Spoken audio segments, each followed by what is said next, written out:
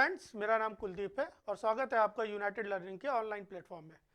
तो फ्रेंड्स, जैसे कि प्रीवियस वीडियो में हम लोग ह्यूमन रिप्रोडक्शन पढ़ रहे थे और पढ़ते पढ़ते फीमेल रिप्रोडक्टिव सिस्टम को लास्ट तक आ चुके थे। फीमेल रिप्रोडक्टिव सिस्टम के लास्ट में हम लोगों को अब आज देखना है, नेक्स्ट टॉपिक को स्टार्ट करेंगे। टॉपिक है क्या? Breast and mammary glands. आपको पता होना चाहिए ब्रेस्ट और मेमोरी ग्लैंड क्या है। तो मेमोरी ग्लैंड जो है वो ह्यूमन की, या बोल सकते हो मैमल्स का एक करेक्टरिस्टिक फीचर है। मैमल्स का एक करेक्टरिस्टिक फीचर है और ये एक तरह का मॉडिफाइड स्वेट ग्लैंड है ना। तो ये क्या हो गया? एक तरह का मॉडिफाइड स्वेट ग्लैंड है। तो ब्रेस्ट क्या हो गया? ब्रेस्ट जो एक तरह की मॉडिफाइड स्वेट ग्लैंड्स होती हैं और एक तरह का एक करेक्टरिस्टिक फीचर है किसका? मैमल्स का। बोला जा रहा है कि इसके अंदर क्या पाया जाता है? तो contain fatty connective tissue. Breast के अंदर क्या होता है? फैटी कनेक्टिव टिश्यू होता है और मेमोरी ग्लैंड्स पाई जाती है। तो इसके अंदर दो चीजें होती है ब्रेस्ट के अंदर, कनेक्टिव टिश्यू और मेमोरी ग्लैंड। कनेक्टिव टिश्यू काहे का बना होता है? बहुत सारा फैट डिपोजिशन के कारण बनता है। और मेमोरी ग्लैंड का पाया जाना क्या होता है? एक तरह का मैमल्स का करेक्टरिस्टिक फीचर है। और ये क्या है? एक तरह की मॉडिफाइड स्वेट ग्लैंड। बड़ा इंपॉर्टेंट पॉइंट है, ये ध्यान रखिएगा। आगे पूछ रहा है, glands open in the nipples through lactiferous duct. ये ग्लैंड्स जो होती है कलेक्टिवली जाकर के ओपन हो जाती हैं ब्रेस्ट के ऊपर। क्या पाया जाता है? निपल्स पाया जाता है और उन पे जाकर के लैक्टिफेरस ग्लैंड्स की मदद से ओपन होते हैं। बोला जा रहा है कि एक मदर लगभग 1 से 2 लीटर तक मिल्क प्रोड्यूस करती है पर डे के अकॉर्डिंग। तो ह्यूमन के में अगर बात करते हैं तो 1 से 2 लीटर, वो अलग अलग एनिमल्स में इसकी कैपेसिटी अलग अलग हो सकती है। चूंकि हम लोगों के कोर्स में ह्यूमन रिप्रोडक्शन है तो ह्यूमन रिप्रोडक्शन में ह्यूमन के हिसाब से बात करेंगे तो 1 से 2 लीटर तक। ठीक है। बोला जा रहा है कि जो फर्स्ट मिल्क होता है उसको हम लोग क्या कहते हैं? कोलेस्ट्रम। जब माता अपने बच्चे को पहला मिल्क देती है उस पहले मिल्क को हम लोग क्या कहते हैं? कोलेस्ट्रम कहते हैं। कोलेस्ट्रम बहुत ही इंपॉर्टेंट होता है क्योंकि इसमें बहुत सारा प्रोटीन होता है, इसके अलावा बहुत सारे इम्यूनोग्लोब्यूलिन होता है। इम्यूनोग्लोब्यूलिन में भी सबसे इंपॉर्टेंट कौन सा इम्यूनोग्लोब्यूलिन है? वो है आपका इम्यूनोग्लोब्यूलिन ए। ठीक है, इम्यूनोग्लोब्यूलिन ए लगभग 90% तक इम्यूनोग्लोब्यूलिन ए है।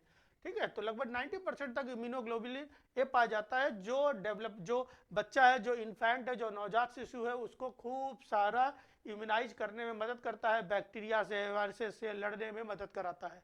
ठीक है, तो बोला जा रहा है it contains high level of immunoglobulins. ठीक है, over that is about 90%, over 90% है ना। जिसका काम क्या है? जो एंटी माइक्रोबियल होता है और क्या होता है इसके अंदर कुछ ग्रोथ फैक्टर भी पाए जाते हैं। तो कोलेस्ट्रॉल में क्या क्या मिला? इम्यूनोग्लोबुलिन मिला, बहुत सारे एंटी माइक्रोबियल प्रोटीन्स मिली और इसके अलावा और क्या क्या मिल रहा है? कोलेस्ट्रॉल मिल रहा है। ठीक है, चलिए आगे देखते हैं। बोल क्या रहा है, अगर हम लोग एक ब्रेस्ट की बात करते हैं तो एक सिंगल ब्रेस्ट में क्या क्या देखने को मिला? तो अगर एनाटॉमी की बात करते हैं तो एक ब्रेस्ट में लगभग 15 से 20 मेमोरी लोब्स होती हैं। 15 से 20 मेमोरी लोब्स पाई जाती है और हर लोब्स के अंदर क्या पाया जाता है? एल्वोलाई।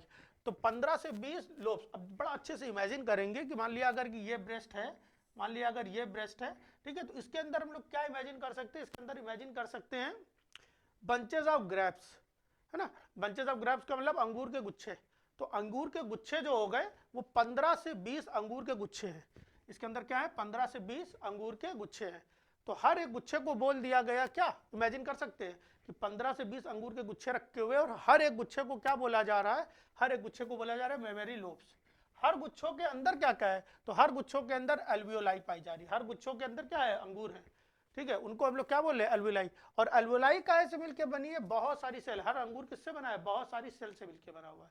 एक अंगूर किससे बना हुआ है? बहुत सारी सेल से मिलकर बना हुआ है। और उन सेल्स के अंदर क्या है? उन सेल्स के अंदर खूब ढेर सारा मिल्क है। क्या इमेजिन किया? इमेजिन ये किया कि हर अंगूर के गुच्छे में, हर अंगूर के 15 से 20 अंगूर के गुच्छे मिल गए और मिल करके एक स्ट्रक्चर बना रहे हैं। हर गुच्छे को हम लोगों ने क्या बोला है? हर एक गुच्छे को हम लोगों ने बोल रखा है यहाँ पर क्या है? Memory tubule, lobes, memory lobes. और मेमोरी लोब्स के अंदर क्या पाए जा रहे हैं? अंगूर पाए जा रहे हैं। अंगूर जो है उनको हम लोग क्या बोल सकते हैं? उनको क्या बोल सकते हैं? उन ग्रेप्स को क्या बोल सकते हैं?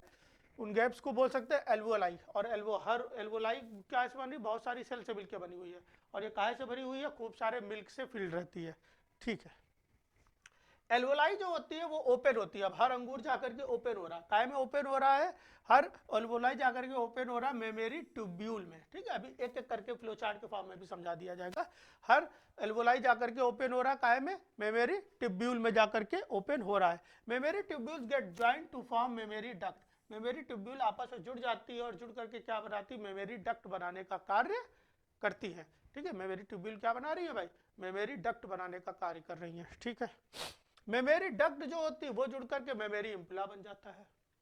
कुछ भी कंफ्यूज नहीं होना, अभी नेक्स्ट हम लोग देखेंगे स्लाइड में, बड़ा अच्छे समझाएगा। फिर मेमोरी इम्पुला जाकर के आपस में ओपन होकर के काय में जुड़ती है, लैक्टिफेरस डक्ट में, और फाइनली बाहर ओपन हो जाती है कहाँ पर, निप्पल पे आकर के फाइनली बाहर ओपन हो जाती है।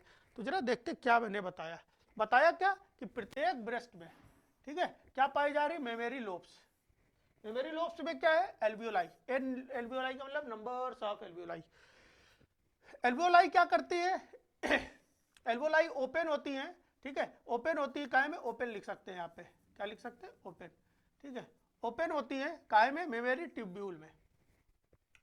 तो हर अंगूर से क्या निकल रहा है, हर अंगूर के जैसे स्ट्रक्चर से ऐसे कुछ ऐसे कुछ ऐसे कुछ, ये सब आपस में जुड़ जा रही है, जुड़ करके एक स्ट्रक्चर बन रहा है, और ये स्ट्रक्चर क्या कहलाया जा रहा है, मेमोरी डक्ट।